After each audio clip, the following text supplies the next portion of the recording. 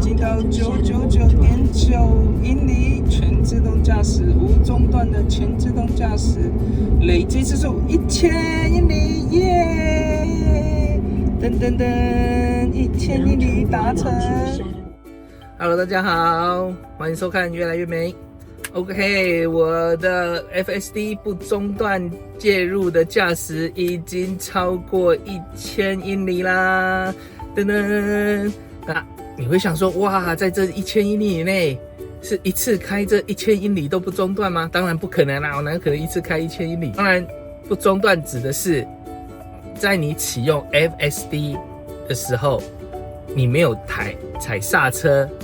或是搖方向盤去中斷 FSD， 因為你只要一中斷的話，螢幕上會跳出來問你說你為什麼中斷這次 FSD， 所以只要沒有那個跳出來的那個畫面出現的時候呢，都是沒有中斷的啊。所以你每次開都是每次繼續累積，只要你上一次沒有中斷的話，它就是累積上一次的，然後繼續累積上去。那這中間有時候你真的想自己開怎麼辦？可不可以？當然可以啊，当然可以自己開。簡單的說就是，比如說你開5次，A B C D E 5次，那你 A C D 都用 FSD， 那中間的 B E 你都是手動駕駛，那它會把 A C D 的FSD 駕駛距離累計起來，那其中你自己開的距離呢，它就不算，所以你不用擔心。你說你想自己開，你就自己開，然後你要特斯拉自己幫你開，你就按 FSD 讓它幫你開。一場被中斷的情況下就是停車，因為它停車到目前為止啊，雖然它會自動幫你找停車格，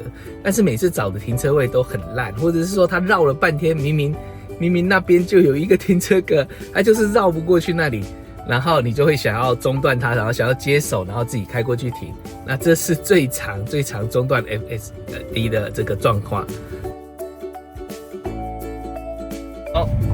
FSD 最大的，你忍不住就要想介入的一個事情，就是它停車實在是停得太爛。它停車有個問題，它導航一定會導航到門口。比如我現在去 Costco， 它一定會導航到正門口之後才開始找停車格。可是這裡停車位這麼多啊，對不對？然後他現在你看哦，他現在停車，他為什麼要停車？他想要停哪一格？他想要停旁邊這一格，不是停車格的地方，這個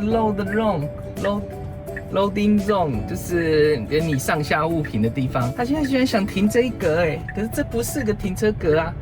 好，他現在決定不停了啊，他想要倒進去。但是後面有車，所以它倒不進去，所以很麻煩。就是通常我們來這種大賣場，我们會直接找附近那邊有可以停的地方，讓它停好之後，你覺得不滿意，你再去換它的位置。所以呢，我停好之後，我要自己再倒退。你看它離後面車還很遠，那因為我車子很長啊，所以我要自己再後退大概1公尺。刚刚我是自己開的，我不是用 FSD， 我沒有中斷它哦。所以就像這樣子，如果我剛剛沒有自己後退，我的車頭可能會在這裡，會太凸出來，所以我也要停好車之後再自己手動把車子停進去一點。我現在又回來重新自己開了，為什麼？我是在 Costco 我等一下買東西。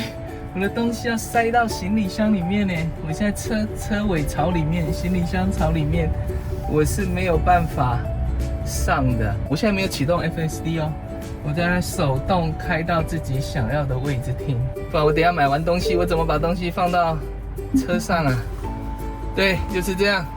你在自己手動開，它並沒有影響到你的 FSD 的累計里程哦，因為你是手動開的，就這樣。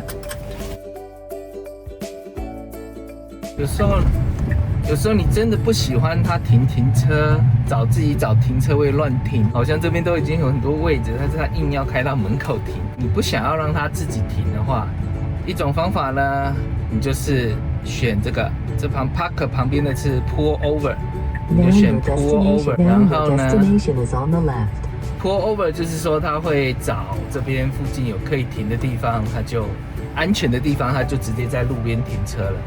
我現在到我现在要的這個超市的門口，然後他過來之後呢，他發現這裡可以停的話，但他現在沒有要進停車格哦，他現在只是就直接在路邊這樣子停車，停好，然後確定好之後呢，我們再往前開就好了，再自己找到自己要的停車位就好了。我原本要去 A 這個點，可是呢，路上可能有事，有人打電話來，或是要幹什麼，我要臨時取消，你要臨時掉頭。你可以先取消導航，然後呢，取消導航之後，馬上另外選一個點，導到新的目的地。就先取消導航，然後導到另外一個目的地，像这樣，另外導到一個目的地，然後呢，它會選擇路邊停車，或是選擇到停車格停車嘛。不斷導航之後，選鄰近的一個點。以上就是這些簡單的方法，希望能夠幫助到你維持你的不中斷的記錄。OK， 那我們下次影片見嘍，拜拜。